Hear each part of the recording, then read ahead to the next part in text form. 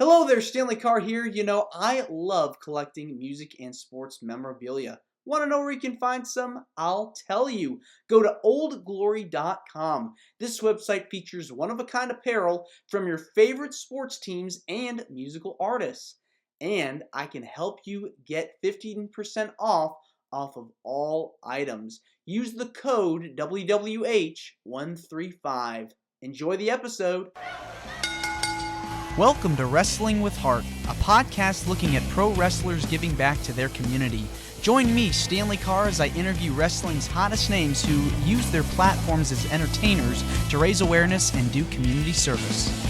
Hello and welcome to another edition of Wrestling with Heart. This is the show where we talk with professional wrestlers and professional wrestling personalities about their lives in and outside of the ring, as well as doing acts of charity work, community service, volunteering, and spreading positivity. We're always about the positive vibes here on the show.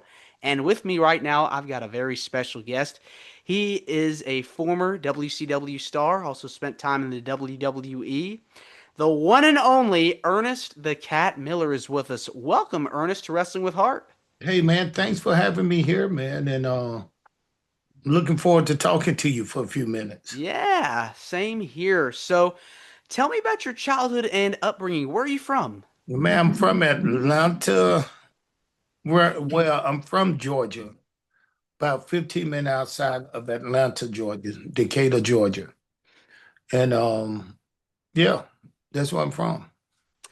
Yeah, I mean, Atlanta's like the heart of the South, but there's like so many things. Yeah, so many different spots and places around. A lot of people say they from Atlanta. They not from Atlanta. They from one of its out kind of surrounding areas. And so much history with pro wrestling going back to the Crockett's, and it's really incredible to see how wrestling has evolved in that area. And you were a part of some major history, which we'll get into in just a little bit. But growing up, doing some research on your career, you were an athlete. I mean, you were a martial artist and played football. Were you always big into athletics? I wasn't big into athletics. I kind of grew into it. I didn't really start playing organized sport until I was maybe 15, 16. But I did karate at an early age, about 11 or 12 years old. And, someone that has taken karate classes, got his black belt, I can attest to the fact that it teaches you a lot. It teaches you discipline, hard work, perseverance, and I'm sure that prepared you for your career later on as a professional wrestler. Well, I don't think it prepared me. It kind of carried me through my professional careers, in football, and everything was centered around that same ability and liability too of martial arts. You know what'll work and what won't work. What might pay off and what may not pay off. So they kind of guided me a lot through my lifetime. Yeah, I mean, you learn the footwork, and it's kind of like dancing, one step here, another step here, and you get all that fundamentals together, and you're able to just create just incredible movement. And so, pieces of advice from your trainers from martial arts that still sticks with you now, and how that kind of parlays later into your wrestling career?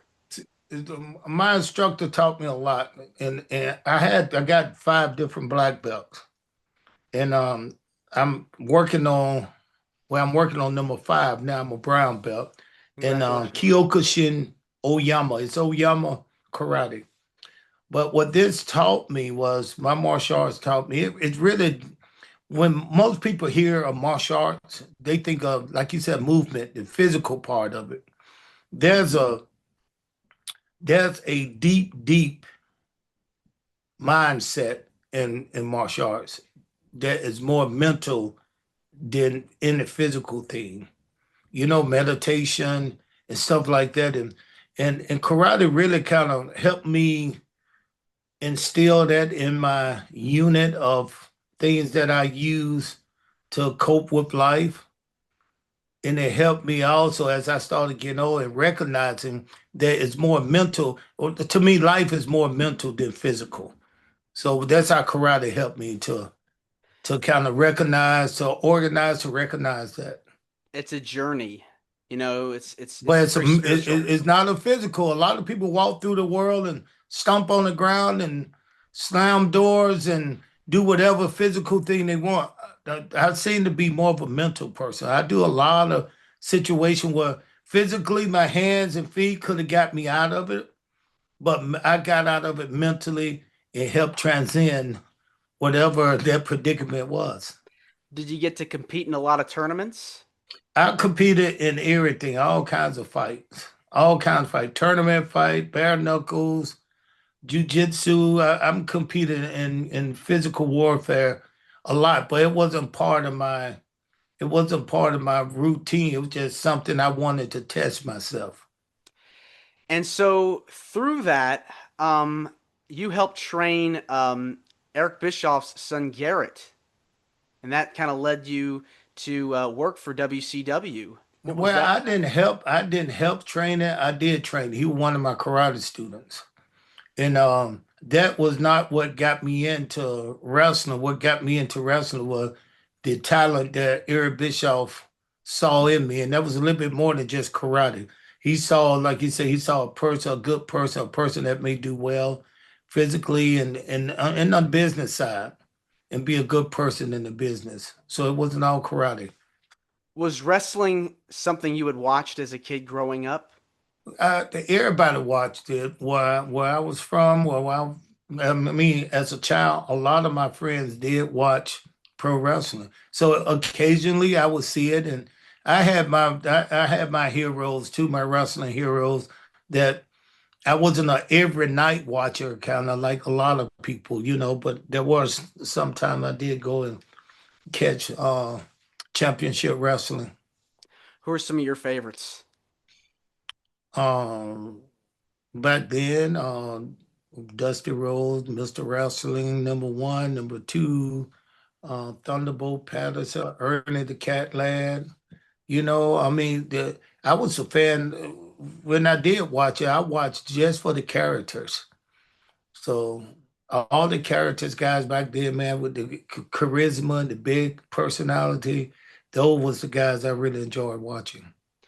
Yeah, I think characters is just very vital to the product because they just bring so much energy and uh, positivity to the show. You know, when you watch it, you get, think back to like Rikishi, for example, with his dancing.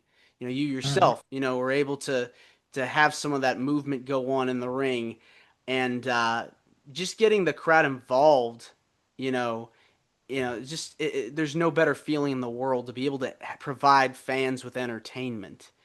You And know what, man? That's anybody. It's not just fans. And I know I keep talking outside of what you point. You pointed me in the right direction, but I keep talking around what you're doing because it's bigger than just who did you watch on TV. No, I watched the whole business. I was just a person that enjoyed being entertained by big guys look like my uncles, so I enjoyed that. And then martial arts was something that it didn't it didn't put me on the straight line. It helped me while going through life on that straight line.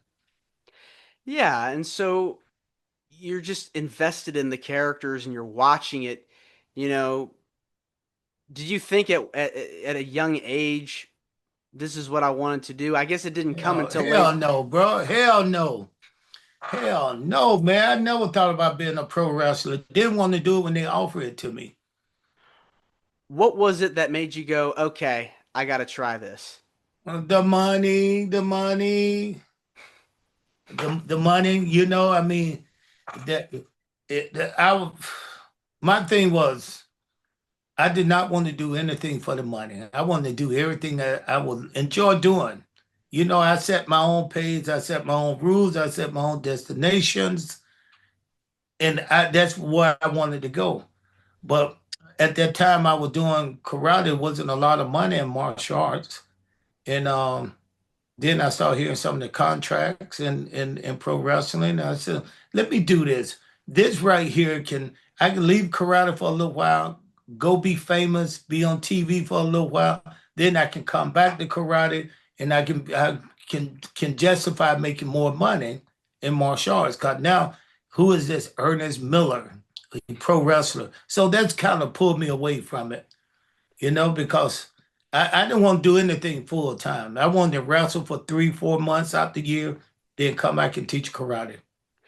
It's a grind. You really have to sacrifice a lot when you're trying to become a professional wrestler, and you put a lot of work into it. So, what was your experience like learning how to wrestle? I never learned how to wrestle. I still don't know how to wrestle. I was more a character in the business. The one thing I knew I could do the way I was a professional in the ring. Inside the ring, kickboxing, all my fights took place inside the ring. So I worked inside the ring. So if one thing I know I could do was fight. So anything I needed to do, position, I would it was a lot of martial arts in my style of working with the wrestlers. Well, who was someone that you would say kind of helped you mix some of the stuff you had done in your martial arts career with the professional wrestling? Raven, Disco Inferno, Sting, Steiner Brothers, Harlem Heat, everybody was a part of helping me do what I did in the business because I would go to them and say, okay, I don't know how to take the headlock, but what would be the best way? And then they just showed me a few things and I was able to incorporate my knowledge of martial arts into it. So it was a unique style, but hey, it worked. And you were able to just do that so well, try to be able to mix those two things, to fuse it together, and Yeah. it became just, and has like a slick presentation. You come out, Yeah, I mean, it was unique. It was something totally different because they've wrestling had karate guys in there before that perpetrator was supposed to be a martial artist, a karate guy. They had those guys in there way before me, but I was a legit karate guy. When I said karate guy, it's a little different from an MMA guy, like Ken Shamrock and those guys. Those guys were just total brawlers. They were true to like brawlers. Martial art have a distinct way of doing everything. There's a way to do it. and you took the ball, ran with it, and you worked for WCW. Uh, were there for 4 years. You were there until it closed, right? No, I was there actually for about 5 years, and then I took about 2 years off. Then went to WWE, worked up there for about 2 or 3 years, and I only went to WWE at that time, not because I was a big wrestling fan and I wanted to be a superstar in WWE. No, it wasn't that. The reason I worked with WWE actually is because I said, you know what, I'm here, I'm on top. So if I can go now, go to WWE, even if it's for a year, my legacy would be he worked in the two largest company in pro wrestling. WCW, which is not going to be around anymore, in WWE. I got to work for Ted Turner. I got to work for Vince McMahon. I worked with Eric Bischoff. I worked with The Rock. I worked with some of these legendary name guys that going to be talked about for years and years. Well, let's compare the locker rooms for a minute because you were in both companies. WCW, you were there for a while. WWE, you spent some time there. Talk to me about the differences that you noticed in the locker rooms. To me, WCW was like a fun place. You have fun. Everybody was professional in business, but it was boys. It's like you hanging out with a lot of your family members. You talk, you do everything in the locker room. Locker room was free fall. Had a great time there. That's what listen, most of the stuff you were doing in the ring, you were doing it for the guys in the back that were watching. You wanted to do what they call pop the crowd. You wanted to pop the guys. With me, you make them laugh out loud. So that's how I was kind of motivated to do some of the things I did in the ring.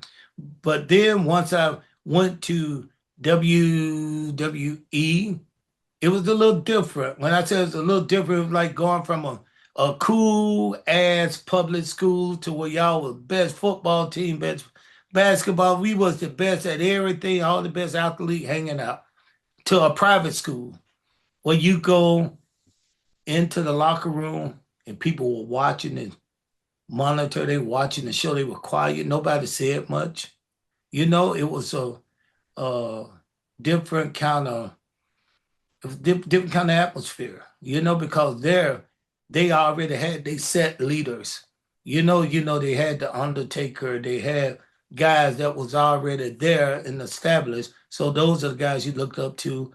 And since I didn't know these guys as well as I did the one I had worked with years in WCW, it was a thing of, just, hey, how you doing? Everything was kosher, everything was nice, but it was different. Public school, locker room to like a private school, one of the top-notch private schools. And you got to work so many different people over the course of your career. Who were some of your favorite opponents that you got to step in the ring with over the I mean, years? I just call it a few names: Bret Hart, Goldberg, Stone Cold, The Rock. My biggest one though, that Steiner brother. I worked with everybody, those legendary guys around that time. But the biggest name I worked with, and it was worth everything that I got and went through in WWE. And it wasn't bad. WWE wasn't bad. It was just really nerve-wracking because I was trying to get somewhere in a position that I knew nothing about. I'm in this place. I want to be a part of, I'm known as one of the best in everything I've ever done. But one of the things I got there and I was good at and I really remember, not good at, but the one thing I remember the most that really gonna stick out of my wrestling career when we talked about it, is I got to perform with the biggest star to me in professional wrestling, the biggest star, and that was Vince McMahon. So when I got to do a little bit thing in the ring with him and Sable and Vince McMahon, man, that's all I needed. I was happy. I'd have worked with the biggest name in the business. Yeah, I was watching that segment back earlier. Man, that was funny. That was hilarious. Oh man, it was so fun. We didn't talk too much. Vince was a great, great guy to work for and to work with, man. And you know, um, I know I called a lot of old names, but there's some new guys in right now that I love watching these guys. I like watching what they're doing today, the content now. A lot of old wrestlers say we don't watch it. I like to watch it, man. I like to see what these new young guys are doing now.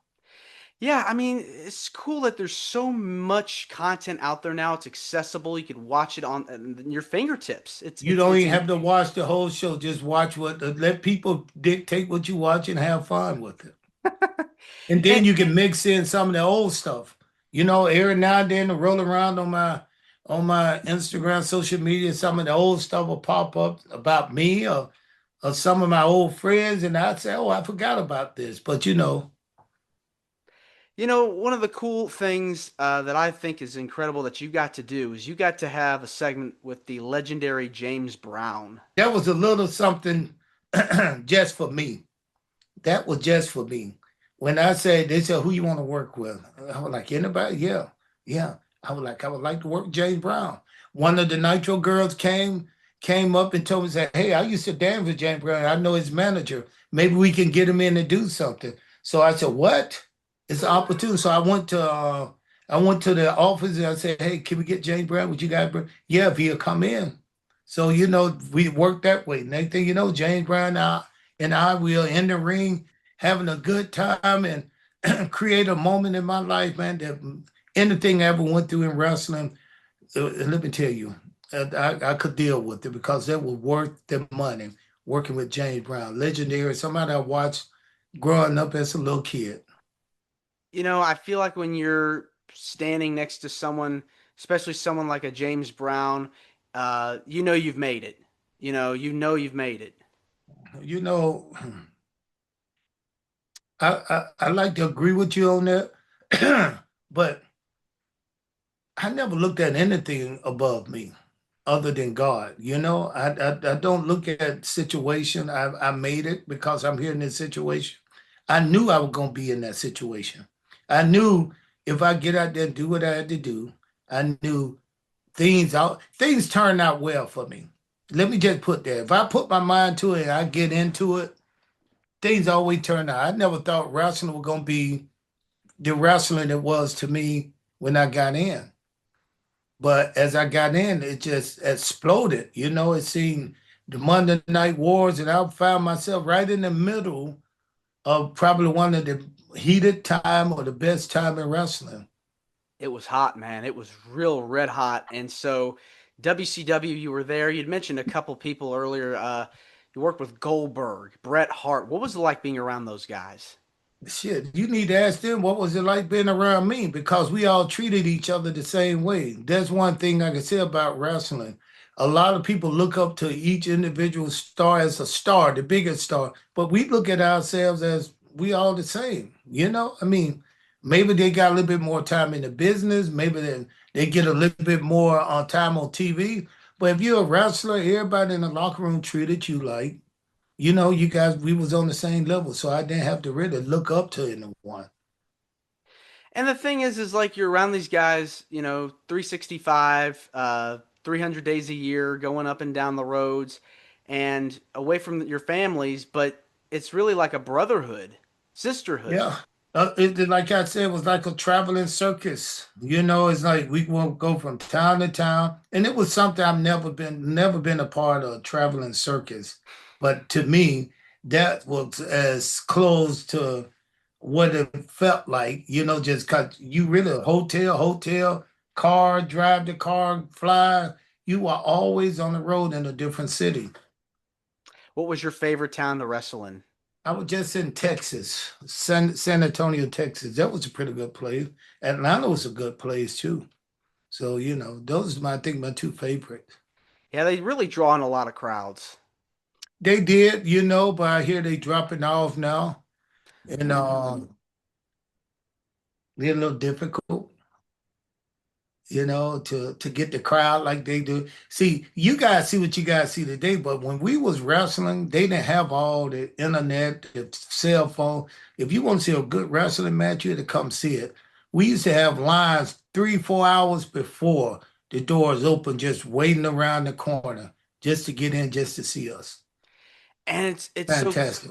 yeah, I mean there's no better feeling in the world when you have like a bunch of screaming fans just ready to get in, ready to enjoy the show and see their favorite wrestlers, to meet them, shake their hands, amazing feeling. Yeah. Now, I want to switch gears and talk about some of the stuff you've done outside of wrestling, as far as charity work. I know you've been involved with a lot of activities in the community. What kinds of things have you done to help out over the years? Man, I helped the juvenile system here in Atlanta called Kick for Crime. I go in and work with some of the hard head kids that they consider hard head. No kids are hard head, they just hard head and they're just trying to show them how to reapproach thing. When I said reapproach thing, even if you made a mistake in life, listen, let's go back and see how we can handle that a little bit better. So it's all part of the mental part of martial arts. I like to work with kids. So I work with the courthouse, the juvenile court, called a kick for crime, and I teach karate. I do everything I do for this for the youth and the community. I do it through martial arts. Wow. So you're just making a difference with teaching I've karate to always kids. had. I started teaching karate to kids when I was 14, and I was a 14. kid myself. I was a black belt. I got a big spread in the newspaper, local newspaper, talked about this kid helping another kid teaching karate. So I've always been able to do that, and I like to give back through martial art. Matter of fact, I'm gonna have to leave here in a few because I got one of my karate instructors just sent me a thing and said he ain't gonna be able to be there, young guy in college. So Was there like a particular instance when you're helping a kid out or you're doing something for someone else that was just a heartwarming moment?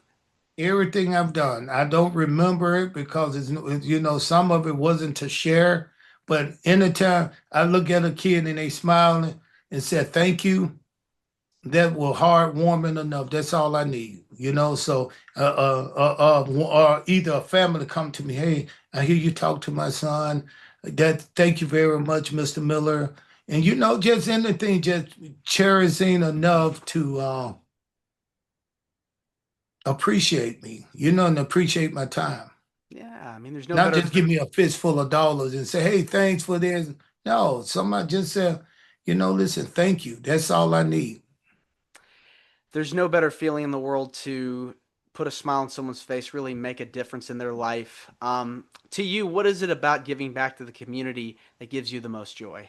Because people gave me. So, I mean, people did stuff for me. I got to give back. I mean, I've lived a pretty good life. I've had things that it's a lot of people never been able to live for 1 minute. I lived a life that people probably wish they could live sometime doing things that I'm doing. So, I like to give back. I don't want to just take it with me.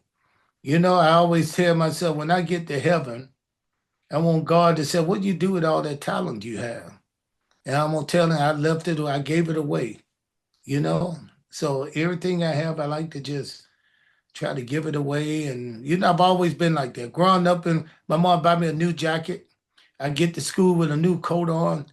Some kid who can't afford a coat talk to me, and we're the same age. I say, here go my coat. I'll come home without my coat. My mom be like, where your coat? Where your coat? I gave it to Tommy because he didn't have. Stop giving your stuff away. I've always liked that as a kid, young kid. That's very sweet. You're making a difference and paying it forward, and that's what we need to do. As humans, try to be there for someone who needs it the most. Mm. Uh, But when you try to be there for someone who needed the most, it make it sound like you choosing and picking. You never know who that person is. That's the trick part.